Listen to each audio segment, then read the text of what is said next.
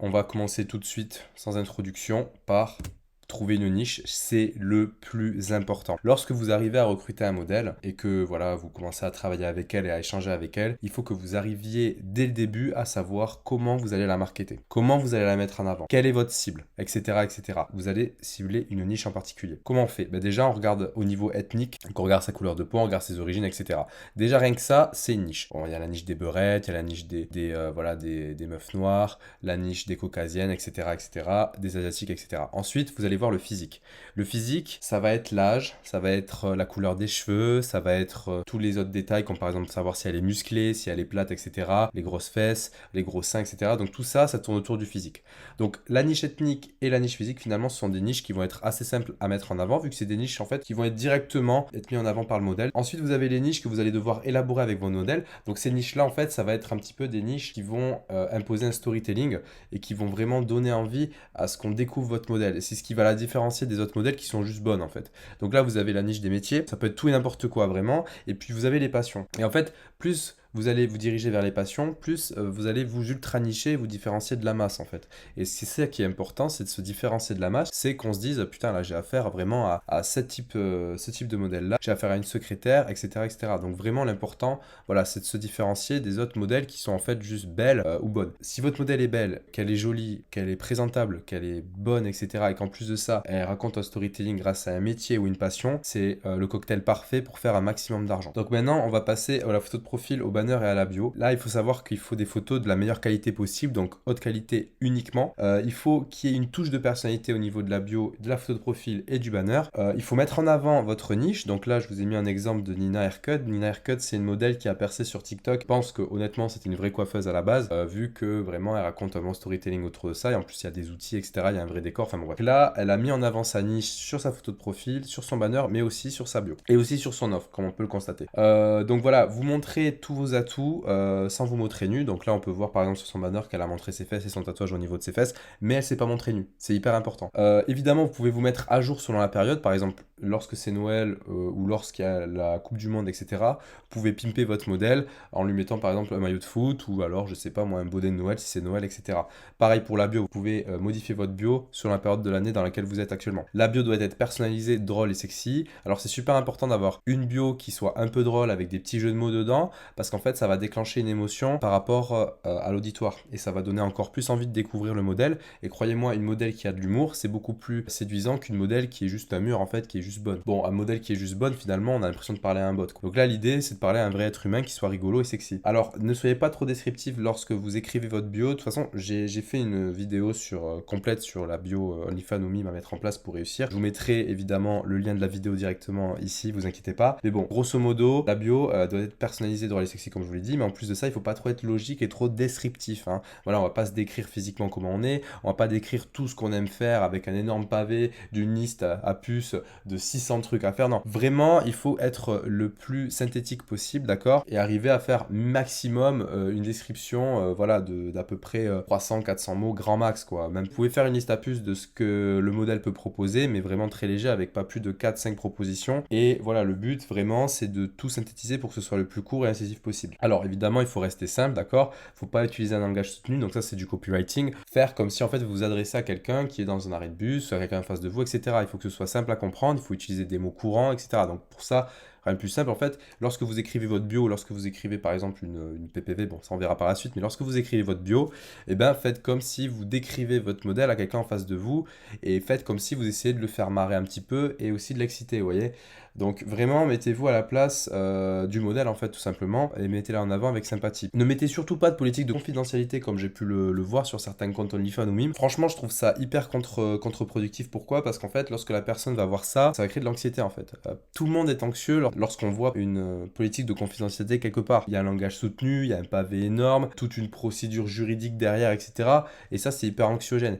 Et tout ce qui est anxiogène, malheureusement, ben, ça fait débander. Voilà. Donc évidemment qu'il faut pas mettre ça en place. Évidemment que votre but, c'est pas de faire débander votre auditoire. Donc maintenant, on va passer à quelque chose qui se fait souvent et que je trouve aberrant, c'est le partage de comptes, en fait, le share for share, hein. Sachez que ça, c'est le pire truc que vous pouvez mettre en place en termes de marketing sur votre OnlyFans. Ça crée de la confusion de la part de l'abonné qui est venu vous découvrir vous et qui en fait va avoir une autre modèle d'afficher sur votre feed. Je le répète encore une fois, qu'est-ce que le share for share? Le share for share, c'est quand vous partagez un modèle contre de l'argent, ou alors quand vous partagez un modèle sur votre feed OnlyFans et elle va vous partager sur son feed à elle. Et en fait, ça, le problème, c'est que ça crée beaucoup de confusion. Votre auditoire va se sentir trompé une fois qu'il s'est abonné à votre OnlyFans. Il va se dire, mais attends, moi je voulais voir elle, je voulais pas voir l'autre. C'est comme si vous alliez à McDo et au final, on vous propose des pizzas, quoi, d'une autre pizzeria d'à côté. Vous êtes là en mode, mais qu'est-ce que ça fout là? Enfin, c'est bizarre, quoi. Et la confusion en marketing, c'est hyper mauvais. Là, tout d'un coup, on rentre dans une dynamique un peu trop professionnelle, un peu trop marketeuse et très déplacée, quoi. Vous, votre but, c'est qu'on vienne vous découvrir à vous. C'est qu'on tombe amoureux de vous, pas qu'on mélange un autre modèle, pas qu'on se partage un autre modèle. Vous voyez, ça crée de la confusion. C'est hyper mauvais. En plus, sachez que le leads que vous allez avoir de la part de partage, c'est du leads de mauvaise qualité. Parce qu'en fait, c'est des gens qui éparpillent leur portefeuille dans plein de modèles différents. À la fin, en fait, ils ont un portefeuille qui est très limité par rapport à vous. Moi, ce que je vous recommande, en revanche, c'est d'apprendre une vraie méthode d'acquisition et de l'exécuter. Donc, pour ça, vous avez les 4 meilleures sources d'acquisition actuellement sur le marché. Ça va être Instagram, les dating apps, et ça va être Reddit et TikTok. Donc là, c'est là où vous allez avoir des spenders de qualité. Évidemment, vous allez voir sur ma chaîne YouTube toutes les formations nécessaires pour apprendre ces méthodes d'acquisition là. Donc, je vous recommande fortement d'aller y faire un tour. Vous avez une vidéo formation complète sur TikTok, sur Reddit, sur Tinder et sur Instagram. Donc, vous aurez tout ça sur ma chaîne YouTube.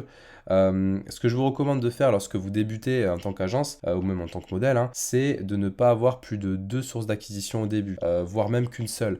Pourquoi? Parce qu'en fait, c'est impossible de s'expertiser sur ces 4 sources d'acquisition dès le début. Votre but, c'est de vous expertiser, d'accord? Que vous deveniez maître d'une source d'acquisition en question. Si vous commencez avec 4 sources d'acquisition d'un coup, déjà de 1, ça va vous donner énormément de boulot parce que le but quand même c'est de ne pas sous-traiter dès le début, le but c'est de tout faire soi-même. Alors que si déjà vous avez que 2 sources d'acquisition à vous occuper, et bien finalement ça va vous alléger le travail et vous pourrez vraiment amener de la plus-value sur ces sources d'acquisition là.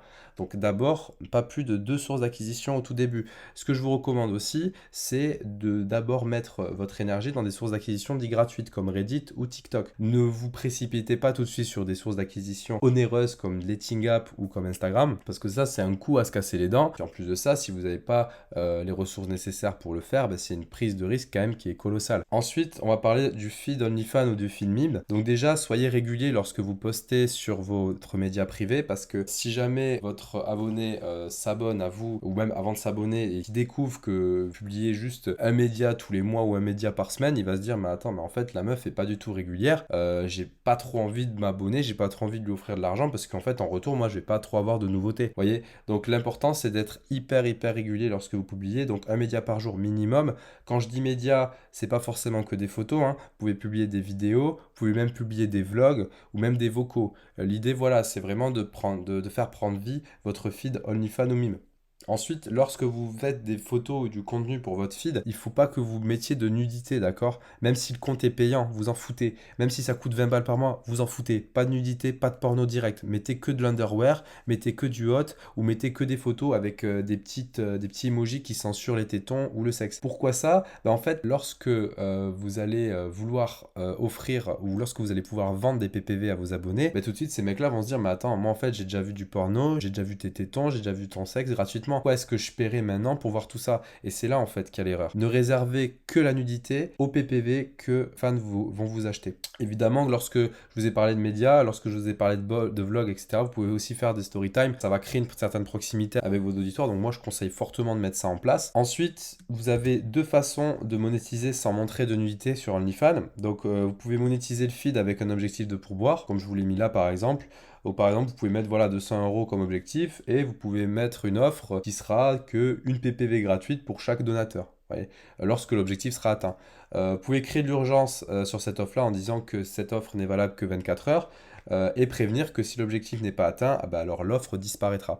Ça, ce qui est bien, c'est que déjà, de 1, vous allez pouvoir monétiser quelque chose qui ne sera pas forcément lié à la nudité. Et en plus de ça, vous faites de l'argent gratuit, quoi. Vous n'avez pas besoin de chatter pour faire ça, vous n'avez pas besoin de passer du temps. Donc c'est plutôt pas mal. Alors effectivement, ce ne sera pas le gros de vos revenus, mais ça permettra d'arrondir le CA. Ensuite, ce que vous pouvez faire lorsque vous avez entretenu de bonnes relations avec vos good buyers et vos good tippers, vous pouvez justement demander des services. Au lieu de leur vendre des PPV, vous pouvez tout simplement leur dire que actuellement vous avez un petit peu de mal à payer votre loyer, que vous souhaiterez un peu d'aide. Normalement, si vous avez entretenu une bonne relation avec votre good buyer ou avec vos spenders, et ben à ce moment-là, le mec vous fera un petit pourboire ou alors un virement, enfin c'est comme vous voulez.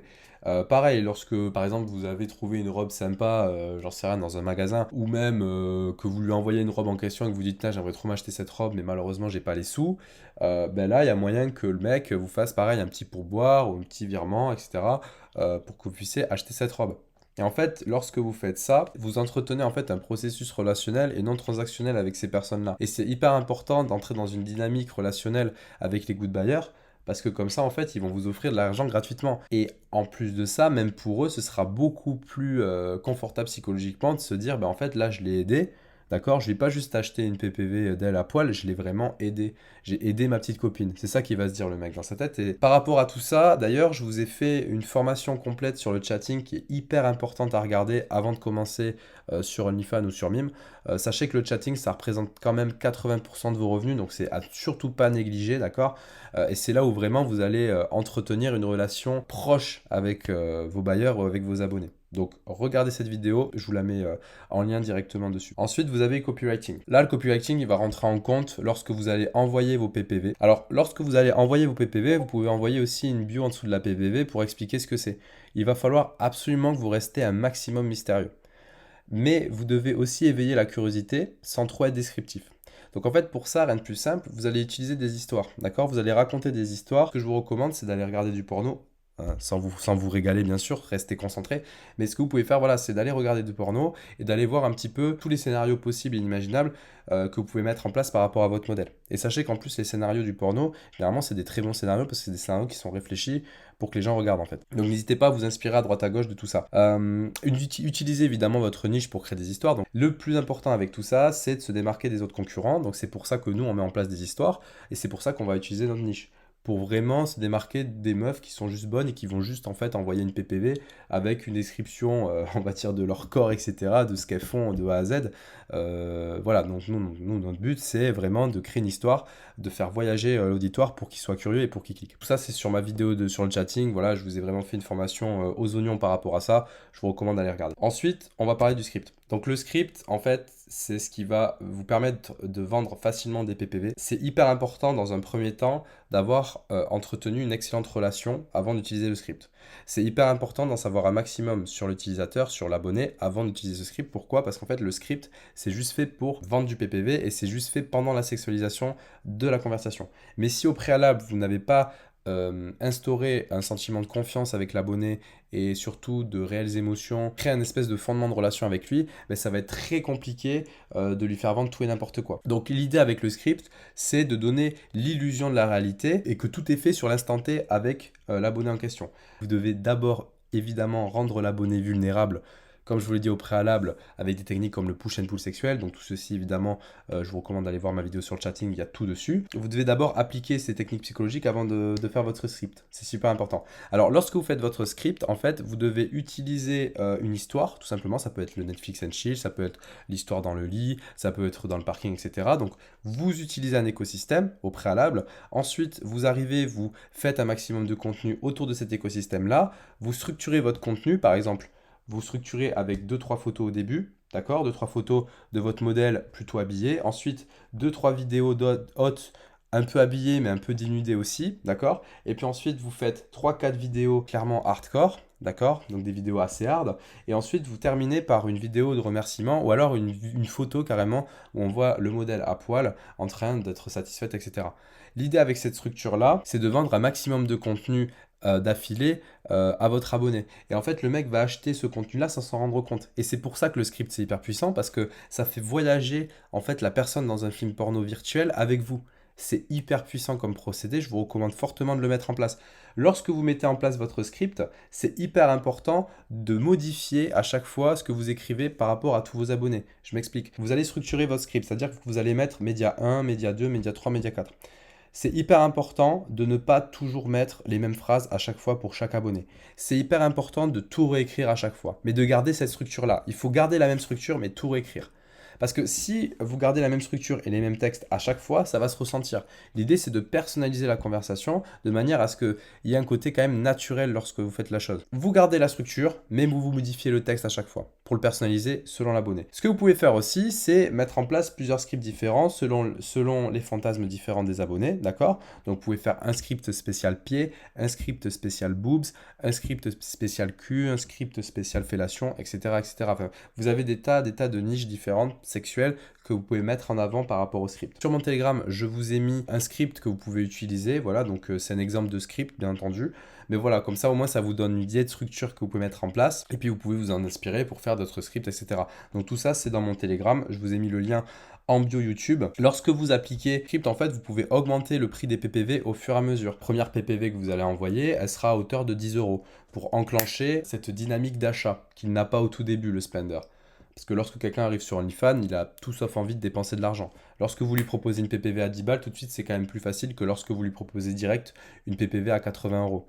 Donc PPV à 10 balles au début, puis ensuite 25, puis ensuite 40, puis ensuite 60, puis 80, puis 110, puis 200. Et en fait, au fur et à mesure, le mec, il se rend pas compte qu'il dépense autant d'argent parce que ça se fait graduellement. Voyez. Et si jamais le mec, voilà, d'une PPV à une autre, vous dit ouais, non, mais là, par contre, t'augmentes trop les prix, ben c'est pas grave, vous les baissez un petit peu. Voyez, vous devez quand même vous arranger en fonction du spender que vous avez en face. Voyez? Alors au début, vous lui dites clairement que ben non, parce que votre corps a une certaine valeur, c'est votre nudité, etc., etc. Vous essayez de forcer pour vraiment qu'on garde ce prix-là. Mais si vous voyez que la personne ne peut tout simplement pas dépenser autant d'argent, eh ben vous vous adaptez. Vous allez paraître sympathique aux yeux de l'abonné en plus. Voilà, donc fait le tour à peu près des 7 secrets à savoir impérativement avant de commencer OnlyFans et pour réussir sur OnlyFans et sur Mime. Allez voir sur ma chaîne YouTube, vous avez des tas de guides complets pour les sources d'acquisition, pour le chatting, etc. Donc allez-y faire un tour. Et n'hésitez pas aussi à aller sur mon Telegram pour récupérer le script gratuit que je vous ai mis sur la section de chatting. Hyper important, hyper puissant. N'hésitez pas à liker la vidéo, n'hésitez pas à partager, n'hésitez pas à vous abonner, ça me fait plaisir et puis ça me fait monter dans l'algorithme. Je vous souhaite une excellente soirée. Au revoir.